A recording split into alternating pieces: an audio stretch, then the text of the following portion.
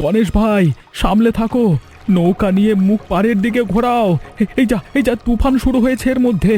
নৌকা ভর্তি মাছ নিয়ে আমরা গভীরে আর যেতে পারবো না, আর যেতে পারবো না। কি করছিস ভাই তুই? গভীর নদীর দিকে কেন নৌকা নিয়ে যাচ্ছিস? তুই ছেড়ে দে, নৌকার হাল আমাকে ধরতে হবে। এই অবস্থায় তুমি কি করবে কাকা? ওরে বাবারে বাপ, গণেশ, গণেশ বাঁচা ভাই বাঁচা, হাতটা ধর আমার। আর কি হবে কাকা? পড়ে যখন গেছো তখন নিজেরটা নিজেই সামলাও। এটা তুই কি বলছিস? আমি আমি ডুবে যাচ্ছি রে। আমি তোকে এতদিন নিজের কাজে নিয়ে এলে রাখলাম, আমি আজকে কাজ শেখালাম এত, আর তুই শেষ পর্যন্ত আমাকে বাঁচাচ্ছিস না। ধুর শালা, আপনি বাঁচলে বাপের নাম। যখনই ঝড় উঠেছে তখনই জানতাম আজকে ডুববো।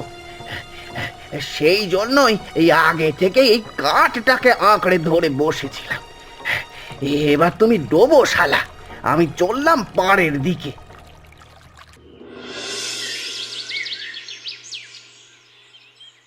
কি হয়েছে গণেশদা? তুমি ফিরে এলে, ও কেন ফিরলো না? কি আর বলবো বৌদি, অনেক বাঁচানোর চেষ্টা করলাম কিন্তু পারলাম না। ও কাকা, হে তুমি কি বলছো গো? আমার বাবার কি হয়েছে? তার মানে, হায় হায়, সর্বনাশ! তুমি কি ওকে ওই উত্তাল নদীর মধ্যে ফেলে দিয়ে চলে এসেছো নাকি? তুমি বিশ্বাস করো বৌদি, আমি কেন ফেলে দিয়ে আসবো? আজকে আমি যতটা নদীর কাজ শিখতে পেরেছি সব তো ওই হরিপদ কাকার জন্য। আর তোমরা ভাবলে কি করে, হ্যাঁ, এই আমি ওকে ফেলে দিয়ে চলে আসবো? তাহলে তুমি একা একা কি করে ফিরে এলে? আর তোমাদের কি বলবো দুঃখের কথা, মানুষটাকে অনেক বাঁচাতে চাইলাম, এমনকি তার বাঁচাতে গিয়ে আমি নিজেই মরে যাচ্ছিলাম, কিন্তু ওই নদীর জলের মধ্যে আর পারলাম না। তার নিজেরও বোধহয় বাঁচার ইচ্ছা ছিল না, বুঝলে? কি জানি, হয়তো সংসারে সুখ ছিল না। ও কাকা, কেন তুমি মিথ্যা কথা বলছো? বাবাকে আমরা সবাই খুব ভালোবাসতাম, আর বাবা নিজেও আমাদের খুব ভালোবাসতো। যাই হোক, আমি চলি। যা হবার তো হয়ে গেছে, এখন আগে কি হবে তাই ভাবো তোমরা। তোমাদের ঘরের মানুষ যে নদীর ঢেউয়ে হারিয়ে গেছে সেটা মেনে নেওয়াটাই তোমাদের মঙ্গল। ওরে, ওরে অকুসুম রে, আমাদের কি সর্বনাশ হয়ে গেল রে! এমন ভাবে আমাদের ক্ষতি হয়ে যাবে সেটা তো আমি কোনোদিন ভাবতেও পারিনি। এত কষ্ট কেন দিয়ে গেল তোর বাবা আমাদের? তোর বাবা আমাদের এইভাবে অকালে ভাসিয়ে দিয়ে যে চলে যাবে, এই যে আমি কোনোদিন ভাবতেও পারি না রে।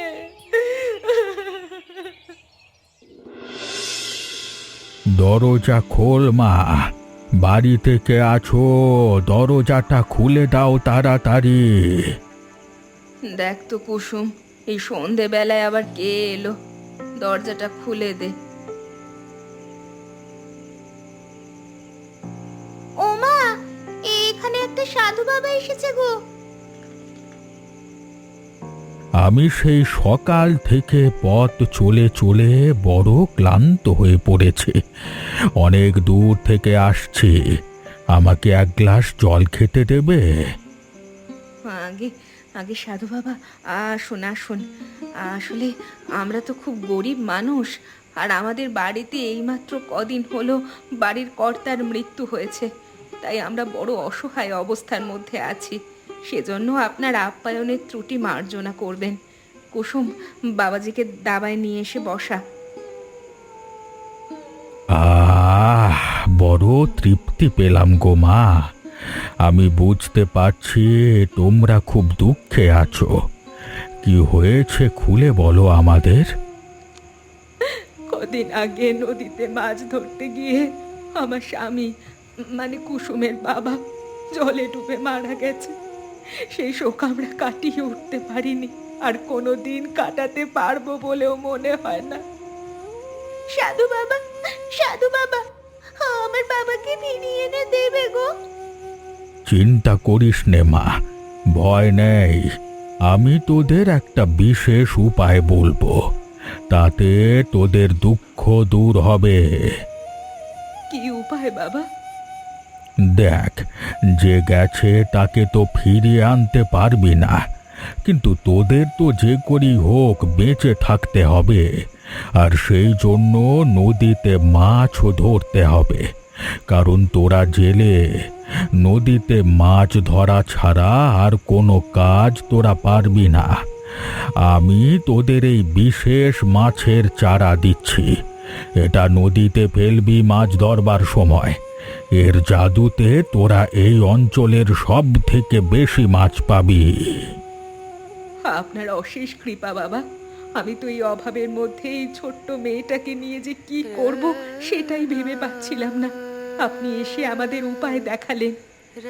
ঠিক আছে, আমাকে অনেক দূর যেতে হবে তপস্যা করবার জন্য। তোদের উপরে আমার আশীর্বাদ থাকবে, তবে কোনো পাপ কাজে যেন লাগাস না এটাকে। চলি।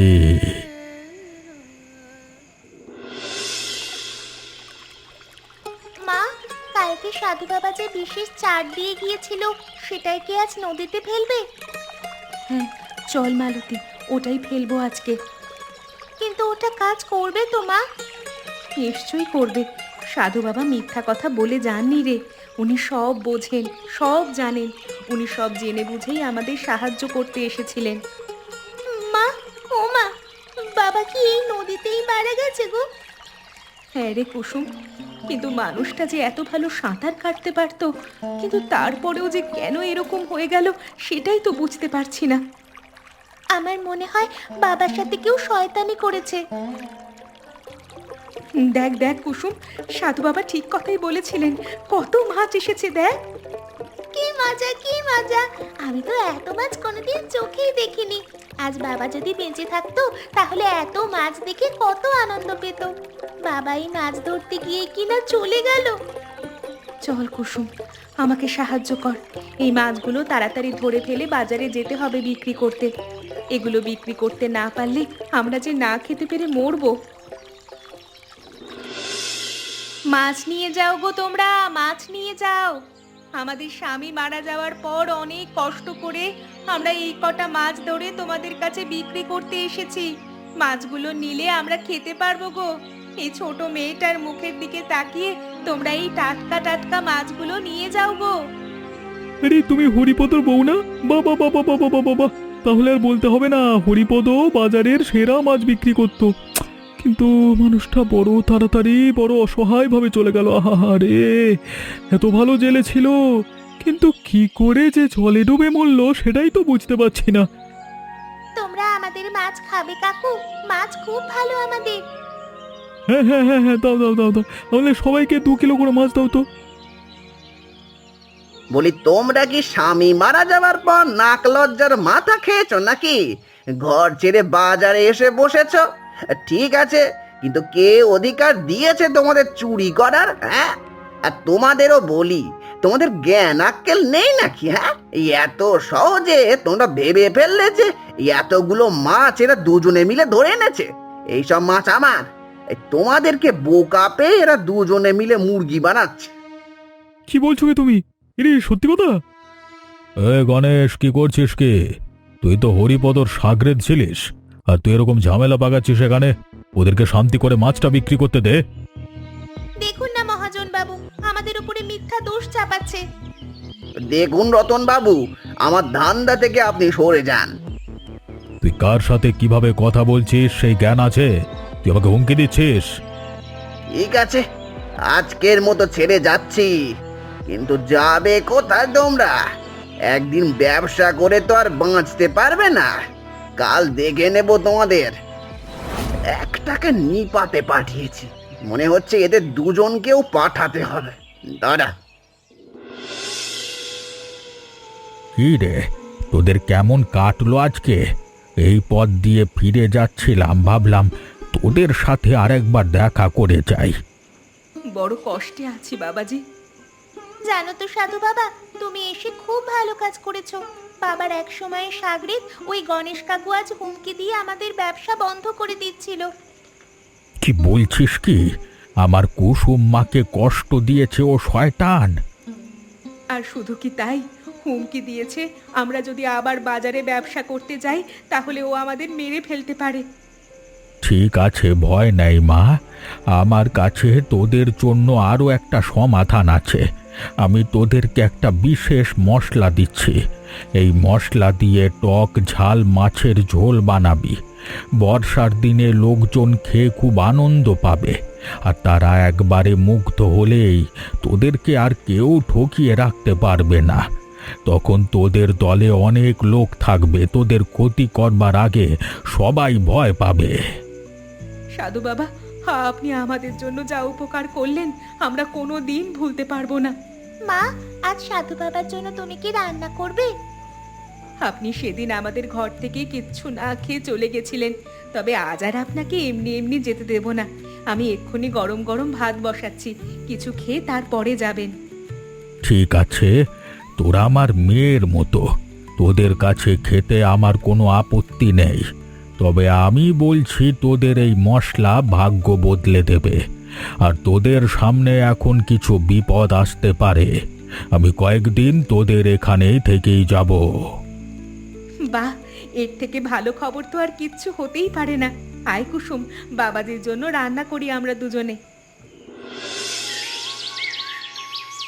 কালকে হয়তো ঝামেলার পর আজকে আবার তোমরা এটা নতুন শুরু করলে নাকি? হ্যাঁ, নতুন ব্যবসা মনে হচ্ছে। বাহ বাহ বাহ বাহ বাহ, বেশ সুন্দর গন্ধ বেরোচ্ছে তো তোমাদের রান্না থেকে। বাবু, এটা হচ্ছে টক ঝাল মাছের ঝোল, বিশেষ খাবার। এমন রান্না এর আগে কেউ কোনোদিন খায়নি, আমি নিশ্চিত করে বলতে পারি। বাবরে বাবরে বাবরে বাপ, আমরা তো গন্ধ নাকে যেতে চলে এসেছি বাপ। ওই বদমাইশ কাকু তো আমাদের হুমকি দিয়ে মাছ বিক্রি করা বন্ধ করে দিয়েছিল, কিন্তু মাছের ঝোল বিক্রি বন্ধ করতে পারবে না যদি তোমরা সবাই মিলে খেয়ে আমাদের ভালোবাসো তো। ঠিক আছে খুকি, দে দে দে দে দে, খেয়ে দেখি কেমন হয়েছে তোদের এই টক ঝাল মাছের ঝোল। শুধু বাবু একা নয়, আমরাও খাবো একসাথে। হ্যাঁ, আহা আহা বৌমা, তোমার যে এমন সুন্দর রান্নার হাত এবং ওই বিশেষ রান্না, মানে যেন তুমি সেটা মানে কোনোদিনই আমরা কি পরিচয় পাইনি, মানে কি সুন্দর হয়েছে গো। সত্যি কথা বলেছে ভাইরা। আরে আমাদের গ্রামে যে একজন এরকম বিশেষ রান্না করতে পারে সেটা তো আমাদের জানাই ছিল না। হরিপদ মারা যাবার পর দেখছি ওদের এই বিশেষ গুণটা ফুটে বেরোচ্ছে। হ্যাঁ, আপনারা রোজ আসবেন তো তাহলে খেতে? অবশ্যই আসবো, এখন আরো দাও। এইটুকু খেলে মন ভরবে না তো, এমন সুন্দর রান্না। ও বাবা, আমরা নিয়মিত আসবো, নিয়মিত। হ্যাঁ মালতী, আমি অনেক জায়গায় খেয়েছি, কিন্তু তোমার হাতের রান্নার তুলনা নেই। আমি যেদিন যেদিন বাজারে আসতে পারবো না সেদিন তুমি আমার বাড়িতে তোমার এই অপূর্ব ঝোল রান্না পাঠিয়ে দেবে। আমি আমার লোককে বলে রাখবো তোমাদের পয়সা দিয়ে দিতে।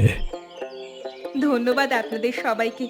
আমি খুব ভয় পেয়ে গিয়েছিলাম, এবার মনে হচ্ছে আপনারা সত্যিই আমাদের পাশে আছেন। শালা, তোরা কি একেবারে হরিপদর মতো মরে গেলে তারপর আমার কথা শুনবি? হ্যাঁ, তোদেরকে কতবার বলেছি এসব নাটক না করতে, আবার আজ তোরা বাজারে নতুন দোকান করে নাটকবাজি করতে এসেছিলিস?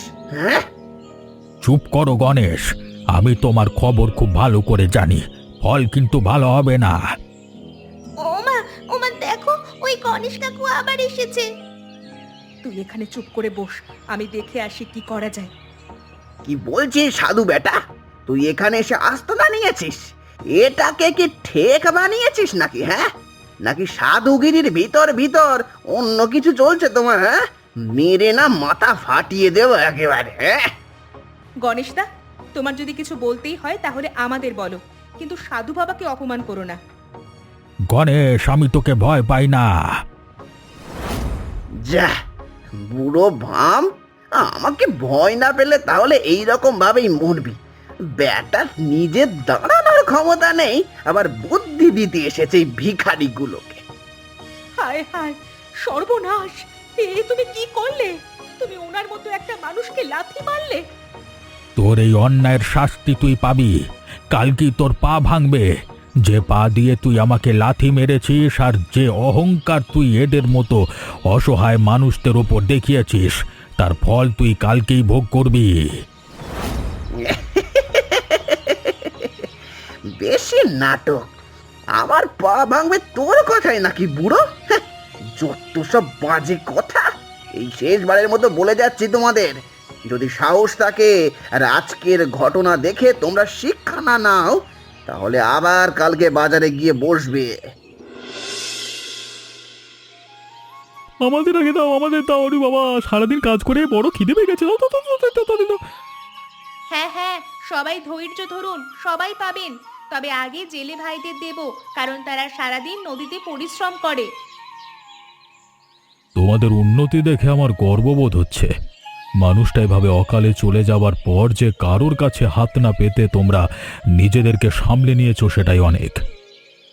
দেখেছো মা, আমরা পেরেছি। সাধু বাবার কৃপায় আমাদের ঠিক উন্নতি হয়েছে। সত্যি তোমাদের ওপরে ওপরওয়ালার আশীর্বাদ আছে, না হলে ওই লোকটার যা অবস্থা হয়েছে মুখে বলবার নয়। কার কি অবস্থা হয়েছে? ও মা, ওরা মনে হয় গণেশ কাকার কথা বলছে। সত্যি, সেদিন যে গণেশ কাকা আমাদের বাড়িতে এসে হুমকি দিয়ে গেল, তারপর থেকে তো আর কোনোদিন তাকে দেখতেই পাইনি। দেখতে আর কি করে পাবি মা তুই? সে কি আর ঠিক আছে? তার মানে কি হয়েছে ওর? ভয়ানক অবস্থা তার। তোমাদের বাড়িতে হুমকি দেওয়ার পর দিনই আমি তাকে ধরতে গেছিলাম। আমার কাছে খবর পৌঁছেছিল সকালবেলাতেই, কিন্তু তারপর দেখলাম তার বাড়িতে গিয়ে সে পা ভেঙে বিছানায় শুয়ে কাতরাচ্ছে। এখনো সেই অবস্থাতেই আছে, কেউ ওকে সাহায্য করেনি। জানো তো মহাজন জেঠু, ওই দুষ্টু কাকা আমাদের বাড়িতে এসে সাধু বাবাকে লাথি মেরে গিয়েছিল। আর সাধু বাবা বলেছিল যে আমাদের ওপর অত্যাচার এবং ওর এই অহংকারের জন্য ওর পা ভাঙবে। সত্যি সাধু বাবা সিদ্ধ মানুষ। যাই হোক, পরের কথা আলোচনা করে লাভ নেই। তোমরা খাওয়া দাওয়া করো সবাই। আর আমরা চাই এভাবেই তোমরা দোকানের মাধ্যমে উন্নতি করো এবং তোমাদের দোকান আরো বড় হোক। আমরা সব সময় তোমাদের পাশে আছি। আর কেউ শয়তানি করলে তার সাথে যে কি হতে পারে সেটা তো সবাই দেখেই নিল, তাই না? কুসুম, আজকের পড়াশোনাটা তুই এখান থেকেই করে নে। আজকে দোকানে অন্য দিনের থেকে আরো বেশি ভিড় আছে। আমাদের বাড়ি ফিরতে দেরি হয়ে যাবে অনেক। তুমি কিচ্ছু চিন্তা করো না মা, তুমি দোকান সামলাও, আমি সব পড়াশোনা করে নিচ্ছি। বাবা চাইতো আমি পড়াশোনা করে খুব শিক্ষিত হব। দেখবে, আমি পড়াশোনা শিখে আমাদের এই দোকানকে গ্রাম থেকে শহরে নিয়ে গিয়ে শহরের সব থেকে বড় দোকান বানাবো। চিনতে পারছো বৌদি? তারপর দিন তোমাদের দোকান ভাঙতে আসার কথা ছিল, কিন্তু আসতে পারিনি। এই আজ এলাম, অনেক কষ্টে আছি। কিছু খেতে দেবে? একটা কাজ দেবে গো? ওই বেটা এসেছে, দেখো দেখো কি অবস্থা। আরে দেখো দেখো, সাধুকে লাথি মারলে কি হয় দেখেছিস? গরিব মানুষের উপর অত্যাচার করলে কেমন শাস্তি হয়। তুমি দূর হয়ে যাও আমাদের দোকান থেকে। তুমি কোন মুখে এসেছো আমাদের এখানে? লজ্জা একটুও নেই নাকি তোমার? আমি জানি তুমি আমার বাবাকে মেরেছো, না হলে আমার বাবা কোনোদিন মরতো না। মা, তুমি ওকে একদম খেতে দেবে না। ও আমাদের সাথে শয়তানি করেছে আর বাবাকে বিপদের সময় বাঁচায়নি, নিজে ঠিক সাঁতরে উঠে এসেছে। ঠিক বলেছিস কুসুম, আমি জীবনে অনেক ভুল করেছি। তবে দেখ, তার শাস্তি তো পাচ্ছি এতদিন।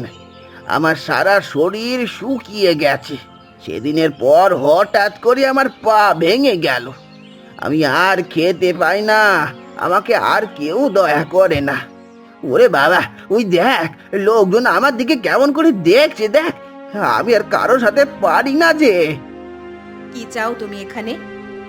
একটা কাজ দাও আমাকে, যা খুশি। বাসন মাজা, ঘর ঝাড়ু দেওয়া, সব কিছু করতে পারবো।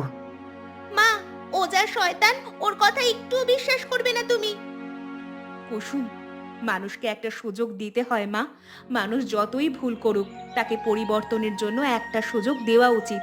ঠিক আছে, তুমি কাল থেকে এখানে থালা বাসন মাজবে। তবে হ্যাঁ, খেতে গেলে কাজ করে খেতে হবে, বসে বসে কিন্তু খাওয়া যাবে না।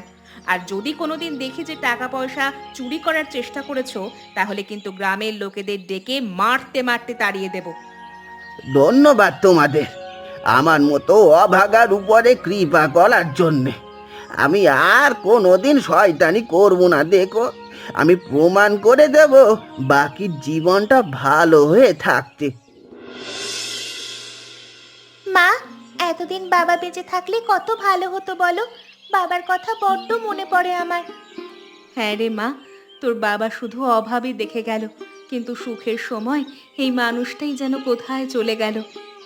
দেখো, আজ আমাদের এত বাড়াবাড়ি হয়েছে। শুধু আমাদের গ্রাম নয়, কত দূরে দূরে আমাদের নাম ডাক হয়েছে দোকানে। বাবা এসব দেখতে পেলে বড় ভালো হতো গো। তবে তোর বাবার পিছনে যে শয়তানি করেছিল গণেশ কাকা, তাকে আমরা ক্ষমা করে দেওয়ার পরেও তো বেশি দিন বাঁচলো না। ওর মৃত্যুটাও কিন্তু বড় ভয়ানক, বড় কষ্টে হয়েছে। তা তো হবেই রে মা, ভালো মানুষকে যে কষ্ট দেয়, খুনের চেষ্টা করে অথবা বিপদে পড়লে বাঁচায় না, তার তো শাস্তি হবেই। তবে অনেকদিন সাধু বাবা কিন্তু আমাদের বাড়িতে আসেনি। সেই যে গিয়েছিল, তারপর থেকে তো আর এলোই না। আর হয়তো কোনোদিন আসবেনও না উনি। উনি আমাদের ভালো করার জন্যই এসেছিলেন। জানো মা, মহাজন কাকু বলছিল এই গ্রামের ভবিষ্যৎ দায়িত্ব নাকি আমাকে দেবে, আমি যদি শহর থেকে খুব ভালো করে পড়াশোনা করে আসি। হ্যাঁ, এখন তো তুই শহরে গিয়ে পড়াশুনো করতে পারবি, তোর বাবার স্বপ্ন সফল হবে। আর অবশ্যই দায়িত্ব নিবি, গ্রামের দায়িত্ব নেওয়ার তো প্রয়োজন। দেখেছো তো, মানুষের সাথে অত্যাচার করলে, অবিচার করলে কেমন বিচার হয়। আমাদের গণেশ কাকার সাথে যেরকম হয়েছে তেমনটাই হবে। আচ্ছা, তোমরা বলতে পারবে গণেশ কাকার পা কেন ভেঙেছিল? উত্তরটা কিন্তু তোমরা কমেন্ট করে জানিও।